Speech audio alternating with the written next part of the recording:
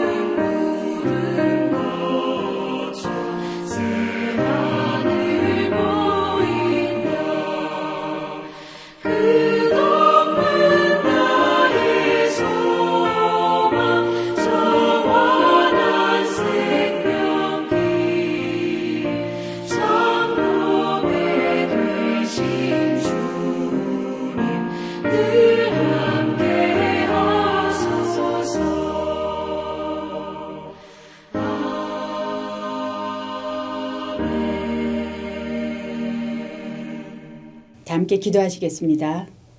하나님 감사합니다. 오늘도 이 하루를 지으시고 우리에게 주님의 사랑을 누릴 수 있는 복된 시간을 주셔서 감사합니다.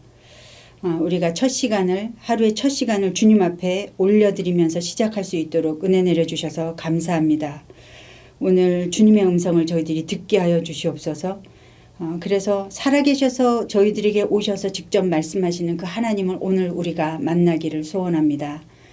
하나님, 특별히 이 시간에 8월에 ANC 온누리교회가 함께 드리는 그 기도의 제목을 올려드립니다.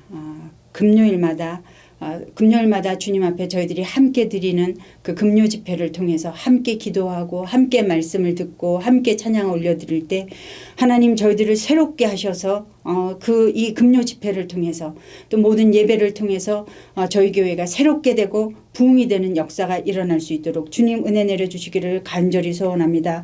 이 지속되고 있는 팬데믹을 극복하는 그런 영적 육적인 힘이 저희 예배를 통하여 일어나게 하여 주시옵소서. 하나님, 오늘도 창세기를 통해서 저희들에게 말씀하여 주실 우리 주님을 기대하오니 하나님 저희들 마음에 말씀하여 주시옵소서. 저희들이 듣고 순종하겠습니다. 이 모든 말씀 예수님 이름으로 기도드립니다. 아멘. 오늘 하나님께서 저희들에게 주신 말씀은 창세기 6장 11절에서 22절의 말씀입니다. 제가 받들어서 읽겠습니다. 그때 온 땅이 하나님 앞에 부패하여 포악함이 땅에 가득한지라. 하나님이 보신즉 땅이 부패하였으니 이는 땅에서 모든 혈육 있는 자의 행위가 부패함이었더라. 하나님이 노아에게 이르시되 모든 혈육 있는 자의 포악함이 땅에 가득함으로 그 끝날이 내 앞에 이르렀으니 내가 그들을 땅과 함께 멸하리라. 너는 고페르 나무로 너를 위하여 방주를 만들되 그 안에 칸들을 막고 역청을 그 안팎에 칠하라. 내가 만들 방주는 이러하니 그 길이는 300규빗, 너비는 50규빗, 높이는 30규빗이라. 거기에 창을 내되 위에서부터 한 규빗에 내고 그 문은 옆으로 내고 상중하 3층으로 할지니라. 내가 홍수를 땅에 일으켜 무릇 생명의 기운이 있는 모든 육체를 천하에서 멸절하리니 땅에 있는 것들이 다 죽으리라. 그러나 너와는 내가 내 언약을 세우리니 너는 내 아들들과 내 아내와 내 며느리들과 함께 그 방주로 들어가고 혈육 있는 모든 생물을 너는 각기 암수 한 쌍씩 방주로 이끌어들여 너와 함께 생명을 보존하게 하되 새가 그 종류대로 가축이 그 종류대로 땅에 기는 모든 것이 그 종류대로 각기 둘씩 네개로 나아오리니 그 생명을 보존하게 하라. 너는 먹을 모든 양식을 네개로 가져다가 저축하라. 이것이 너와 그들의 먹을 것이 되리라. 노아가 그와 같이 하여 하나님이 자기에게 명하신 대로 다 준행하였더라. 아멘. 하나님께서는 남자와 여자를 창조하시고 복을 주셨습니다. 심히 좋았더라 감탄하셨던 그 창조의 시간들은 그러나 안타깝게도 그리 오래 가지 못했습니다. 아담과 하와가 하나님께서 금지하신 선악과를 따먹고 죄를 범하자 이 세상은 급속도로 타락했습니다. 사람은 하나님의 약속을 따라 땅에서 크게 번성했지만 세상은 죄악으로 가득 덮이게 되었습니다. 하나님은 땅에 사람 지으심을 한탄하셨고 마음에 근심하게 되었습니다. 하나님께서는 자신이 창조한 자신의 형상을 닮은 사람뿐만이 아니라 가축과 기는 것과 공중의 새까지 다 지면에서 쓸어버리기로 하셨습니다. 홍수로 심판하시기로 결정하신 것입니다. 오늘 하나님의 이 결정이 어떻게 진행되는지 함께 살펴보기로 하겠습니다. 11절에서 13절을 다시 읽어보시겠습니다. 그때 온 땅이 하나님 앞에 부패하여 포악함이 이 땅에 가득한지라. 하나님이 보신즉 땅이 부패하였으니 이는 땅에서 모든 혈육 있는 자의 행위가 부패함이었더라. 하나님이 노아에게 이르시되 모든 혈육 있는 자의 포악함이 땅에 가득함으로 그 끝날이 내 앞에 이르렀으니 내가 그들을 땅과 함께 멸하리라. 하나님께서는 세상을 심판하실 수밖에 없는 이유를 다시 말씀하고 계십니다. 어떤 단어가 반복되고 있지요? 부패와 포악입니다. 13절의 마지막 단어 멸하리라도 사실은 부패하다를 다르게 번역한 것인데요. 부패는 상하고 파괴된 모습이지요. 그래서 새 번역에는 썩었다라고 번역하였습니다. 인간의 행위, 삶의 방식이 부패하자 땅이 직접적인 영향 아래 놓이고 함께 썩어 들어간 것입니다. 포악이라는 단어는 욕심 때문에 상대방을 힘으로 누르고 빼앗는 행위를 말하지요. 잔인한 학대와 착취, 불의와 폭행들을 가리키는데 이런 것들이 땅에 가득했다. 그래서 더 이상 그들을 용납할 수 없는 끝날이 왔다. 하나님은 말씀하시는 것입니다. 보라, 내가 그들을 땅과 함께 멸망시키겠다. 하나님께서 그토록 아름답다고 좋다고 만족하셨던 창조의 세상이 이제 하나님이 보실 때 질서도 없고 조화도 없고 썩어서 폭력이 난무하는 무법천지와 같이 된 것입니다. 그런데 이 모습, 노아 당시의 세상이 현대를 살아가고 있는 우리에게는 너무나 익숙한 모습이어서 마음이 안타깝습니다. 지금 우리가 살고 있는 세상은 힘 있는 자가 약한 자를 착취하는 불법과 불의, 음란과 포악이 아무렇지도 않게 행세하고 있는 세상입니다. 악을 악이라고 말하지 않고 죄를 죄라고 말하지 않는 뻔뻔스러운 세상이죠. 생명을 앗아가고 남의 나라의 것을 도둑질하는 이 불법의 전쟁을 하면서도 부끄러워할 줄 모르는 세상. 그런 세상에서 우리가 살고 있는 것입니다. 인간들이 추구하는 편리함과 욕망의 극대화로 인해서 땅도 몸살을 앓고 있습니다. 정말 극심하게 앓고 있죠. 그런데도 저를 포함한 우리는 생활 방식을 바꾸지 못하고 더욱더 편리함과 탐욕스러운 소유를 추구하고 있습니다. 노아의 시대보다 낫다고 할 수 있을까요? 빌리 그레함 목사님은 현대사회의 죄에 대해서 이미 1980년대 중반에 미국을 보면서 말씀하셨습니다.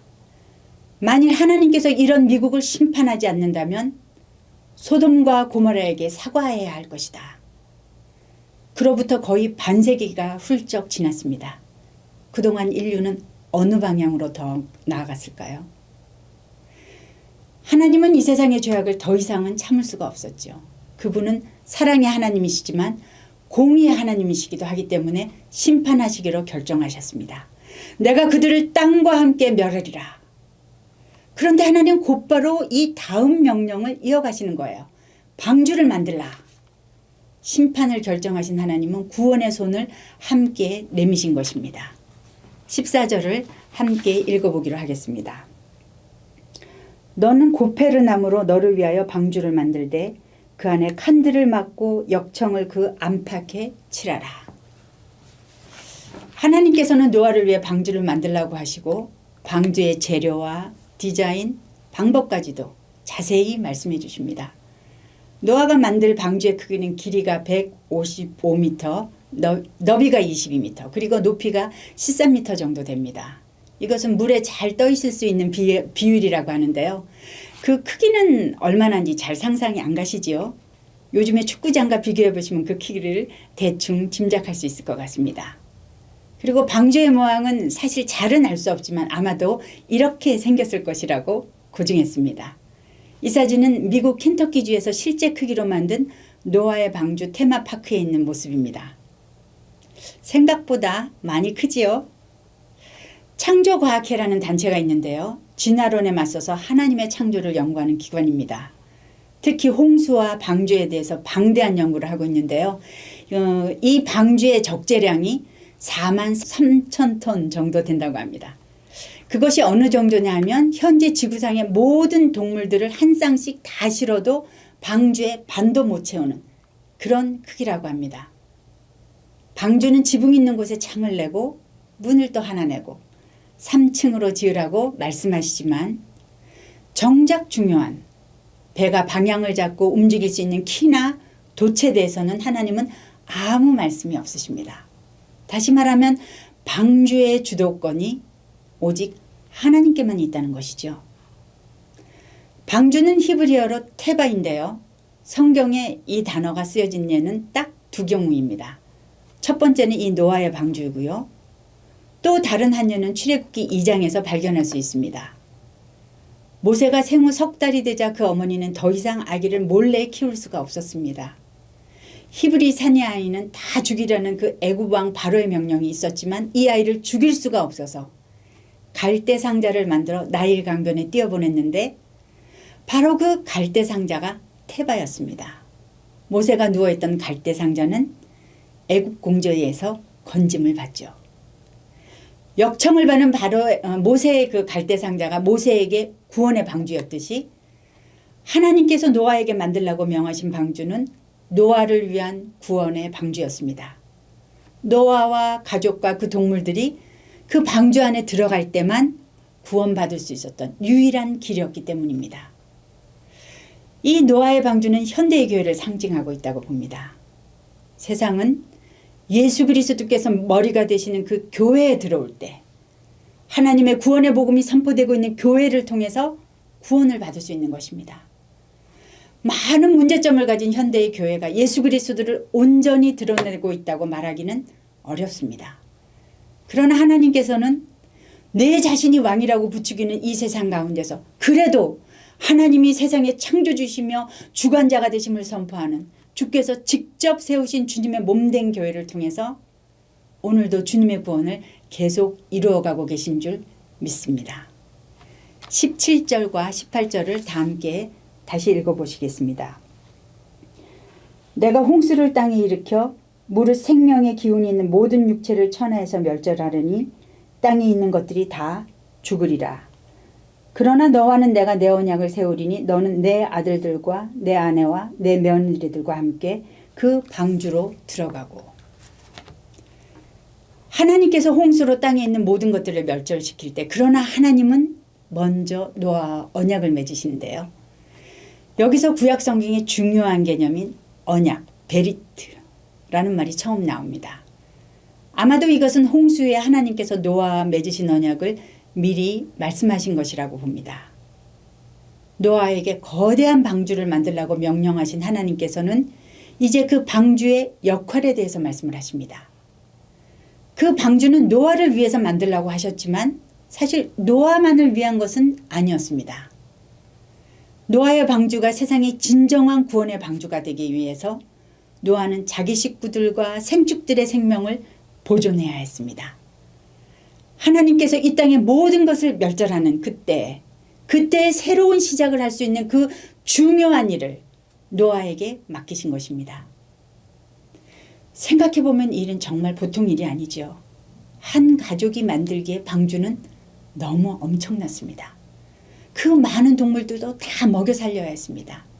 이 일을 준비하는데 아마도 6장 3절에 말씀하신 것과 같이 120년이 걸렸을 것입니다.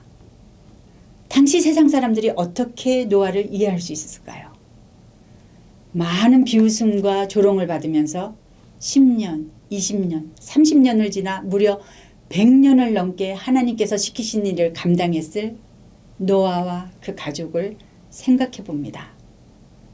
아무런 기계도 없었을 그 당시에 그 거대한 방주를 짓기 위해서 나무를 베고 다듬고 쌓고 역청을 모아서 그 큰 방주에 안과 박에 다 바르고 그리고 자기 식구와 동물들이 먹을 양식까지도 저장해야 했습니다. 이 길고 막막하고 사람들에게 환영받지 못했을 이 사역에 대해서 성경은 말합니다. 노아가 그와 같이 하여 하나님이 자기에게 명하신 대로 다 준행하였더라. 노아는 하나님의 말씀 앞에 온전히 순종했다는 말입니다. 노아는 어떻게 이 일을 감당할 수 있었을까요? 그에게는 의심이 생기고 때려치우고 싶었던 그런 때가 없었을까요? 아니요. 분명히 수십 번도 더 있었을 것입니다. 그런데도 노아는 이 버거운 사역을 어떻게 하나님이 자기에게 명하신 대로 다 준행할 수 있었을까요? 어제 본문 8절과 9절에 보면 노아는 하나님과 동행하며 그의 은혜를 입은 자라고 말씀하고 있습니다. 무슨 말이죠? 노아는 자기 혼자 이 일을 하지 않았다는 겁니다. 세상의 모든 사람들이 자기 길을 걸어갈 때에도 노아는 그의 삶의 길을 하나님과 함께 걸었습니다. 그가 하나님께 은혜를 입었다는 말은 당시에 하나님께서 노아에게만 은혜를 베풀었다 그런 말이 아니죠. 하나님께서는 모두에게 은혜를 베풀었지만 노아만 그 은혜에 합당하게 반응했다는 말입니다. 노아는 하나님과 동행하면서 하나님의 마음을 알아갔을 것입니다. 타락한 세상을 향한 하나님의 안타까운 마음과 슬픔과 그분의 고통을 알았습니다. 하나님의 마음이 그의 마음이 되었을 때 하나님의 은혜가 그를 덮자 노아는 그 일을 감히 할 수 있었던 것입니다. 하나님의 은혜가 그 일을 감당하게 한 것입니다. 노아가 순종할 수밖에 없었던 그 하나님. 어떤 분이실까요? 하나님은 인류의 심판을 앞에 놓고서도 끝까지 구원의 손을 내미시는 분이십니다. 하박국 선지자는 하나님께서는 진노 중에라도 긍휼을 베푸시는 분이라고 고백합니다. 우리를 향한 하나님의 생각은 재앙과 그 심판이 아니라 구원과 평안이며 참으로 우리의 장래 소망을 주시는 분이라고 예레미야 선지자도 고백합니다. 하나님은 인간의 극심한 타락 가운데서도 새로운 시작을 하실 수 있는 분이십니다. 노아는 하나님과 동행하면서 그 하나님을 알았던 것입니다. 하나님이 죄에 대한 심판을 계속 계획하셨지만 심판이 그분의 최종 목적이 아닌 것을 알았습니다. 하나님의 마음은 심판이 아니라 심판에서 건지시는 구원에 있는 것입니다. 자신에게 주어진 일이 감당할 수 없을 만큼 버거운 일이었지만 하나님께서는 자신을 통해 구원과 새 창조를 계속하기 원하신다는 것을 노아는 알고 있었기에 그는 하나님 앞에서 순종할 수 있었습니다. 그러나 그 땅의 사람들은 그 하나님의 마음을 몰랐습니다. 베드로전서 3장 20절에 보면 그들은 전에 노아의 날 방주를 준비할 동안 하나님이 오래 참고 기다리실 때에 복종하지 아니하던 자들이라. 방주에서 물로 말미암아 구원을 얻은 자가 몇 명뿐이니 겨우 8명이라. 하나님은 노아에게 방주를 만들게 하시면서 계속 기다리신 것입니다. 자그만치 120년이요. 그들이 돌아오기를 기다리셨기 때문에 방주를 그렇게 크게 지은 것은 아닐까요? 그러나 그들은 하나님의 구원 계획에 불순종하고 하나님 앞으로 나아오지 않았습니다. 부패하고 포악했던 그들의 선택은 심판이었습니다. 이제 말씀을 정리해 보겠습니다. 하나님은 죄악이 가득한 이 땅을 홍수로 심판하시기로 결정하셨습니다. 그러나 하나님의 목적은 심판이 아닙니다. 그분의 진정한 목적은 살리는 것, 구원인 것입니다. 오늘 본문은 그 사실을 잘 보여주고 있습니다. 우리는 하나님께서 세상의 멸절을 명령하는 그 순간에도 생명의 보존과 구원에 대해서 훨씬 더 많은 이야기를 하고 계심을 발견할 수 있어야 합니다. 오늘 본문은 세상이 인간의 부패와 포악으로 인해 하나님의 심판을 받을 수밖에 없는 그 어두움으로 시작했습니다. 그러나 구원의 방주와 노아의 순종을 통해 빛 대신 하나님을 발견하며 마무리되고 있습니다. 예수 그리스도의 십자가 은혜로 구원받은 이 시대의 교회들은 모두 하나님의 구원사역, 생명의 보존에 부르심을 받았습니다. 그러나 생명의 길은 쉽지 않은 길입니다. 세상을 거슬러야 합니다. 자기 자신을 죽여야 합니다. 자신이 아닌 자신을 구원하신 예수를 위해서 살며 예수께서 위하여 버리신 다른 이들을 위해 사는 삶입니다. 순종이 요구됩니다. 저를 포함하여 현대의 교회는 이 일을 잘 감당하지 못했습니다. 그래서 세상의 방주가 되어야 하는 교회가 도리어 세상의 지탄을 받고 있습니다. 그러나 그렇다고 하여 포기할 수는 없습니다. 다시 일어서기를 원합니다. 예수 그리스도를 의지하여 다시 일어서야 합니다. 주께서 교회를 포기하지 않으셨으므로 우리도 포기할 수 없습니다. 하나님께서는 오늘도 우리를 부르고 계십니다. 세상을 향한 구원의 통로가 되라고 저와 여러분을 부르십니다. 은혜 입은 노아처럼 다시 일어서서 오늘 주님과 동행하며 그 길을 함께 걸어가지 않으시겠습니까? 기도하시겠습니다. 진노 가운데서도 긍휼을 베푸시는 하나님 아버지, 심판받을 수밖에 없는 우리에게 구원을 행하여 주셔서 감사합니다. 우리가 노아의 시대에 하나님과 반역했던 그런 그들과 같이 되지 않게 하시고 하나님과 동행하여 하나님의 은혜를 입어 순종함으로 구원받을 뿐만 아니라 하나님의 나라에 쓰임받는 그 노아와 같이 당신의 귀한 자녀들이 되게 하여 주시옵소서. 하나님, 오늘도 말씀하여 주셔서 감사합니다. 하나님, 우리가 피 흘리기까지 싸우면서 하나님의 말씀 앞에 순종하는 저희들이 되게 하여 주시옵소서. 그래서 저희 교회들을 통하여 하나님 구원의 역사가 계속해서 이루어져 나가기를 간절히 소원합니다. 하나님, 오늘도 세상에 흩어져 있는 선교사님들을 주님 축복하시고 환우분들을 주님 위로하여 주시고 회복하여 주시옵소서. 그리하실 우리 주님께 모든 감사와 영광을 드리며 예수님 이름으로 기도드립니다. 아멘. 각자의 제목을 가지고 주님 앞으로 나가시겠습니다.